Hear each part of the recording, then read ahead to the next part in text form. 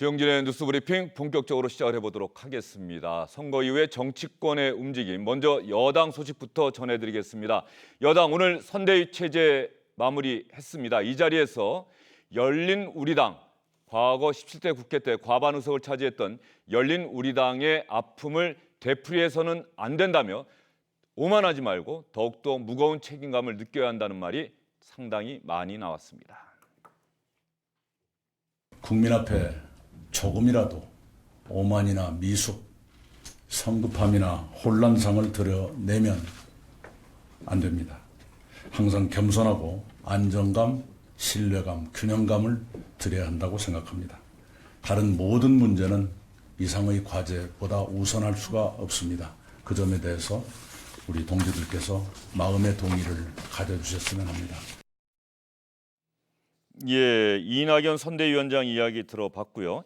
이해찬 대표가 또 어떤 얘기했는지도 한번 들어보도록 하겠습니다.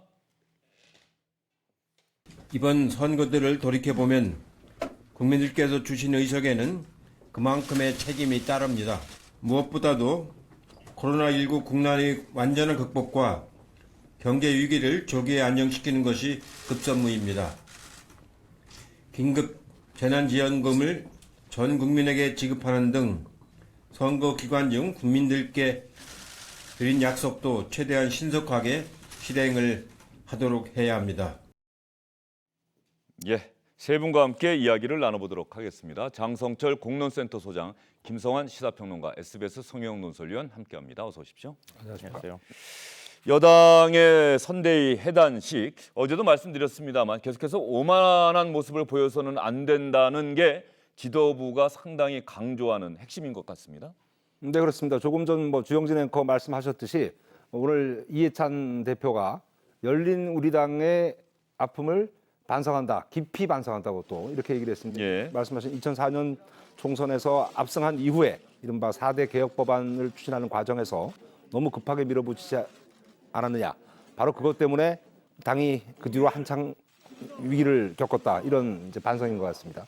그리고 또 하나 이해찬 대표가 개헌 빼고 다 할 수 있는 민주당 프레임, 이게 굉장히 무서운 것이다. 이렇게 얘기를 했습니다.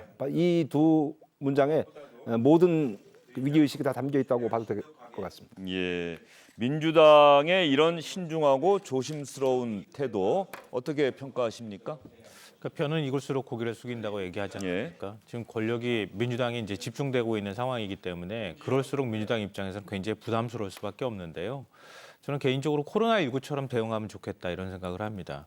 그러니까 코로나19에서 국민들이 가장 중요하게 바라봤던 부분은 우리 이제 세월호 6주기를 맞기도 했었지만 국민 한 명 한 명의 생명과 안전을 굉장히 중시하는 정부의 태도, 그리고 굉장히 신중함, 또 하나 덧붙이자면 전문성.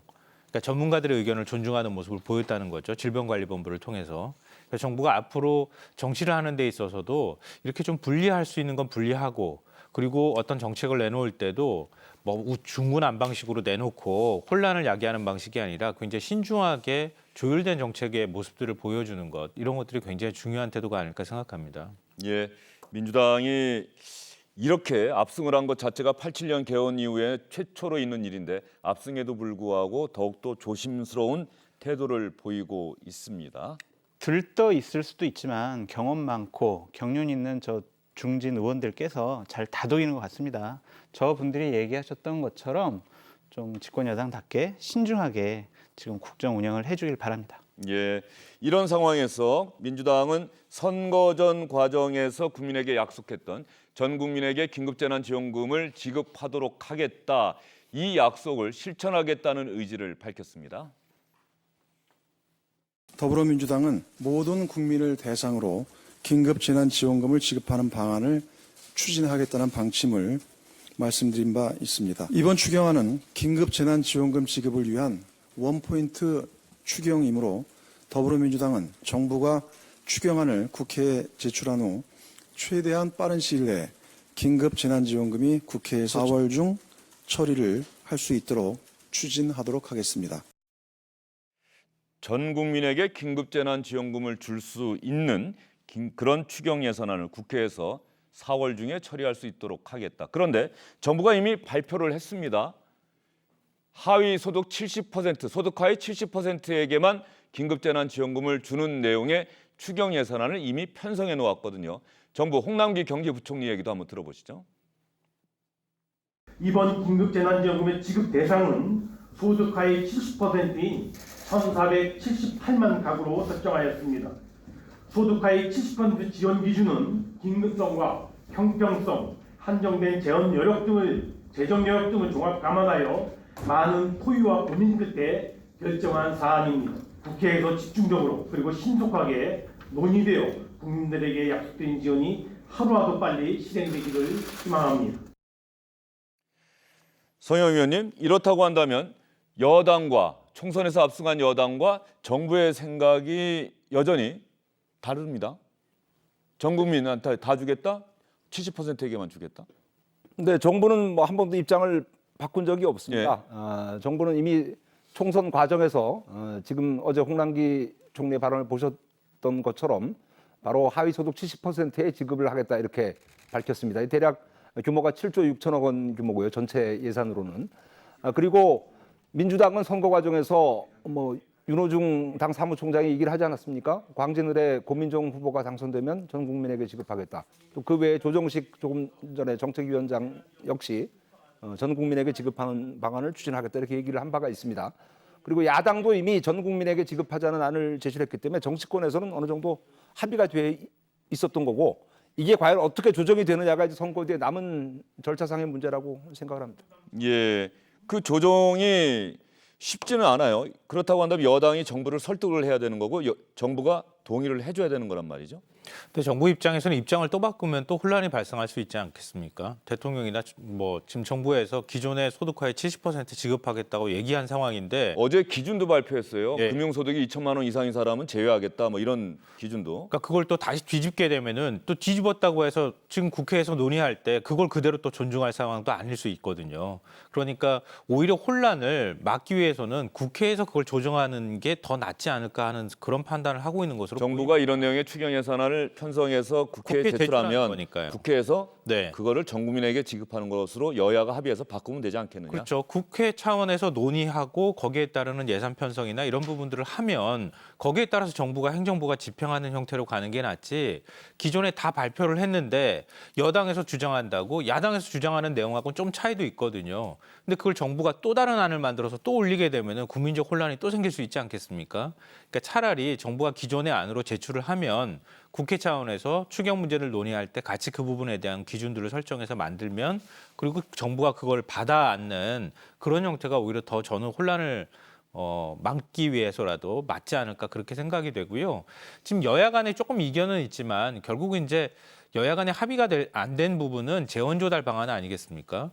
그러니까 지금 황교안 전 대표가 얘기를 했던 거는 1인당 50만 원씩 국민들한테 지급하겠다고 하는 방안인데 네. 그거는 뭐 전 국민한테 지급하겠다고 하는 기본 취지를 갖고 있는 것이니까 다만 정부 예산의 일부를 떼어내서 그 재원을 마련하자라고 하는 부분하고 민주당하고 정부에서는 추경을 통해서 그 재원을 만들자 이렇게 얘기를 하고 있는 것이니까 그 부분에 대해서는 정부하고 야당하고 여야가 만나서 협의를 하면 어느 정도 조율이 가능하지 않을까 저는 그렇게 생각합니다. 서로 비슷한 취지로 비슷한 내용으로 이야기를 한 만큼 합의점을 찾기는 상대적으로 쉬울 것이다.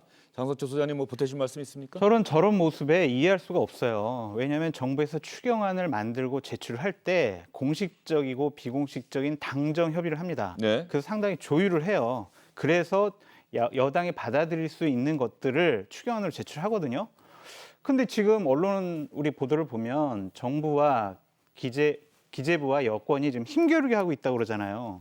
이것은 전 다른 의도가 있지 않나라고 좀 의심스러워 보여요. 무슨 말이냐면 자, 정부는 이렇게 70%만 주기로 했지만 우리 여당이 국민과 약속한 것처럼 우리의 결심으로 인해서 100% 다 주기로 했습니다. 이게 우리의 성과입니다라고 국민들에게 생색을 내려는 모습이 아니냐. 전 그렇게 의심을 해봅니다. 예. 이것은 정상적인 추경 처리의 절차가 아니에요. 정치공학적으로 너무 생각하시는 것 같은데요. 지금 선거 끝난 지 하루밖에 안 됐어요. 선거에 모두 다 총력을 집중하고 있는 상황인데 그 뒤에 만나가지고 지금 뭔 당정 협의를 한다거나 이럴 상황도 아니었잖아요. 근데 기본적인 취지는 긴급재난지원금이라는 게 최대한 빨리 신속하게 지원한다는 거 아닙니까? 그럼 정부에서 기본적인 안이나 기준들을 최대한 빨리 만들어서 제출을 하고 그것에 대해서 전부 지급한다고 하면은 사실 그런 기준 자체가 복잡하게 필요 없는 거잖아요. 예. 그러니까 그 부분 단계에서 논의를 하면 되는 거죠. 알겠습니다. 아니 잠깐만요. 좀 반박을 해야 되는데 정부의 일 프로세스를 모르셔서 그런 얘기를 하시는 것 같은데 정부가 추경을 저렇게 할 때는 자기네들이 안 하고 여당이 원하는 안을 두 가지를 만들어요. 그래가지고 같이 테이블에 올립니다. 당정협의를 합니다. 그래서 거기서 조율을 하는 거지. 자, 우리 기재부가 70%만 주기로 했으니까 우리 안만 당정협의에 가져간다? 그렇게 일 처리 안 합니다. 알겠습니다. 무슨 말씀이신지 두 분의 말씀을 다 종합해 보면 어쨌든 다음 주 정도에는 지금 야당이 선거 참패의 충격 때문에 휘청거리고 있긴 합니다만 4월 임시국회는 이미 시작이 돼 있는 상황이고요. 여야가 합의를 해서 이 추경 예산안 심사를 해야 될 것 같습니다. 그 과정에서 전 국민에게 갈지 정부한 대로 소득하의 70%에게만 줄지 이 부분은 결정이 되겠죠. 여당이 강력한 의지를 갖고 있는 만큼 전 국민에게 지급되는 방향으로 가지 않을까 현재로서는 그렇게 예상이 됩니다. 이 여당 소식 마무리 지으면서요.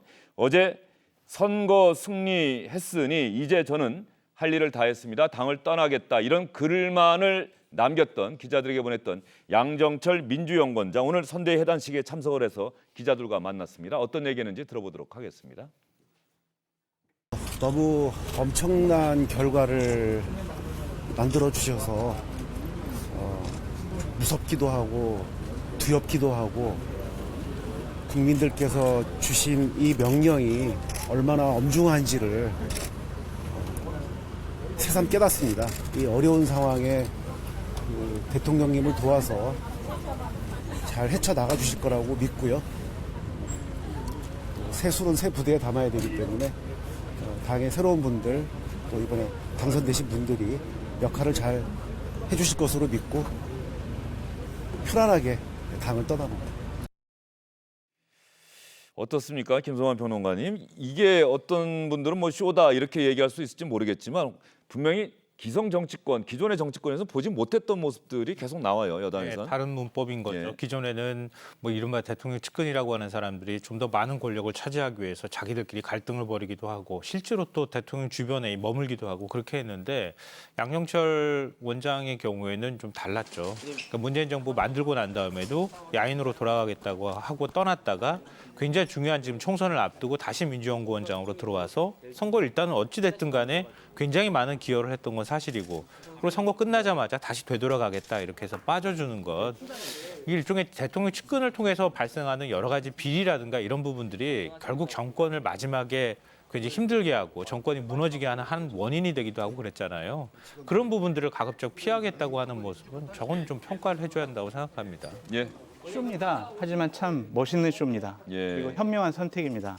저런 결정이야말로 다음번 대선을 앞두고 다시 양정철을 찾을 수밖에 없는 민주당 내에 그런 동인이 될 것이라고 저는 생각합니다. 네, 대선 승리, 총선 승리의 1등 공신이다 이런 평가를 받고 있는 양정철 민주연구원장. 이제 새술은 새 부대에 담아야 되니 저는 떠나겠습니다. 이렇게 이야기를 했습니다.